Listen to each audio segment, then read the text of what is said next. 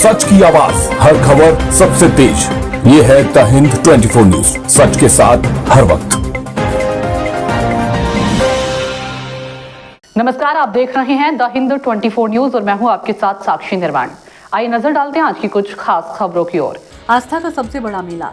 जी हां, पूर्वोत्तर के सबसे ऐतिहासिक और 7 दिनों तक चलने वाले पारंपरिक खारची पूजा और मेले की तारीखों का आधिकारिक ऐलान हो चुका है। आगामी 22 जुलाई से पुराने अगरतला के खैरपुर में स्थित 14 देवता मंदिर में सदियों पुरानी महापर्व की शुरुआत होने जा रही है।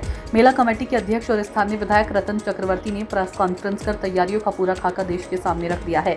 माना जाता है कि महाभारत के कालीन इसका इतिहास सदियों पुराना ये राजकीय उत्सव त्रिपुरा के माणिक्य राजवंश के कुलदेवता यानी चतुर्दश देवता की आराधना का प्रतीक है। त्रिपुरी भाषा के शब्द खार यानी पाप और ची यानी सफाई से मिलकर बना है खारची। मान्यता है कि अंबुबाची के बाद धरती माता को शुद्ध करने के लिए ही इस पावन पूजा का आयोजन किया जाता है, जो आज आदिवासी और गैर आदिवासी समुदाय के बीच अटूट एकता की मिसाल बन चुका है। इस बार की थीम बेहद खास है। पर्यावरण को बचाने के लिए पीएम मोदी के आह्वान को सम्मान देते हुए इस साल मेले की थीम एक पेड़ मां के नाम रखी गई। इसके तहत मंदिर आने वाले श्रद्धालुओं को हर दिन 1000 से ज्यादा पौधों के चारे बिल्कुल मुफ्त बांटे जाएंगे। 22 जुलाई को सूबे के मुख्यमंत्री डॉक्टर माणिक साहा इस भव्य उत्साह का उद्घाटन करेंगे। देश विदेश से आने वाले लाखों भक्तों के लिए चाक चौबंद सुरक्षा, पानी, रोशनी और हर शाम रंगारंग सांस्कृतिक कार्यक्रमों की जबरदस्त तैयारियां की गई है। साफ है कि आस्था और उत्साह के रंग में रंगने के लिए खैरपुर पूरी तरह तैयार है। त्रिपुरा से मिथुन चक्रवर्ती की रिपोर्ट। মন্দিরের কোনো আলাদা কমিটি নেই, সেই জন্য সেখানে কোনো ফান্ডও আমাদের কাছে পাওয়া সম্ভব হয় না। একেবারে ঠিক মানে এই মেলা বা উৎসবের আয়োজনের মুখেই আমাদের শুধুমাত্র এই যে ভিটি বিক্রি করা, টিকিট বিক্রি করা, এইগুলো থেকে যে আয় হয় সেগুলো খরচাও হয় এই ইয়েতেই, আপনার মেলাতেই খরচা হয়। কারণ এছাড়া আমাদের কোনো আর আয়ের উৎস নেই। তো আমরা এবারও 7 তারিখ থেকে ফর্ম বিলি করা শুরু হবে, বিক্রি করা শুরু হবে। আই কার্ড নিয়ে সবাইকে যেতে হবে, একটা প্রমাণপত্র দিয়ে তারপরে তার কার্ড সংগ্রহ করতে হবে। সেটা ওই গতবারের রেটেই আমরা রেখেছি, এবারও কোনো সেটার বৃদ্ধি হয়নি। আগামী 7 তারিখ থেকে 2-3টে কাউন্টারে ভিড় অনুযায়ী প্রথম 2টো কাউন্টার, তারপরে প্রয়োজনে 3টে কাউন্টারও আমরা করি, সেখান থেকে সেগুলো বিক্রি করা শুরু হবে। এবং আরেকটা জিনিস আমরা যেটা করেছি সেটা হচ্ছে আগে বিভিন্ন রিকোয়েস্টে ঘর দেওয়া হতো, পার্টির লোকেদের দেওয়া হতো। আমরা ঠিক এই জায়গাটা ঠিক আমাদের সরকার যেটা চান, আমাদের দেশের প্রধানমন্ত্রী যেটা চান, যে সবাইকে নিয়েই বিকাশ করতে হবে, সবাইকে নিয়েই উন্নতি করতে হবে, এগিয়ে যেতে হবে, বিশ্বাস সবারই অংশগ্রহণ হতে হবে। তো সেটা নিশ্চিত করতে গেলে ওই অন রিকোয়েস্ট বা পার্টিজান পলিটিক্স করলে তো হয় না। সেজন্য এই ক্ষেত্রেও আমরা আশ্রয় নিয়েছি, ভাগ্যের আশ্রয় নিয়েছি। লটারির মারফত আমরা সেই ভাগ্যবানদের নির্দিষ্ট করা হয় যারা যে দোকান পান, এবং ভিটিগুলো আগের রেটেই আমরা দিয়েছি। এখানে প্যারাভিট একরকম, রেস্টুরেন্ট যারা দেয় তাদের একরকম, অন্যান্য সামগ্রী যারা বিক্রি করেন তাদের একরকম। আর ছোটোখাটো যারা ধরুন ফ্লাইং করে, একদমই হকার টাইপের, তাদের থেকে পয়সা নেওয়া প্রায় হয়ই না বললে চলে।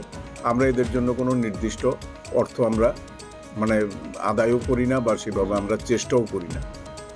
এটা হচ্ছে একটা দিক।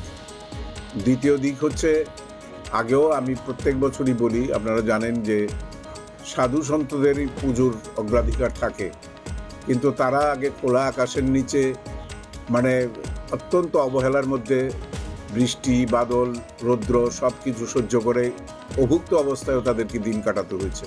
কিন্তু আমরা আসার পরে 2018 থেকে এখানে আমরা তাদের খাওয়া, থাকা, স্বাচ্ছন্দ্য সমস্ত দায়িত্ব কিন্তু আমরা নিজেরা নিয়েছি, এবং মেলা কমিটি থেকেই সেই সমস্ত কিছু করা হয়।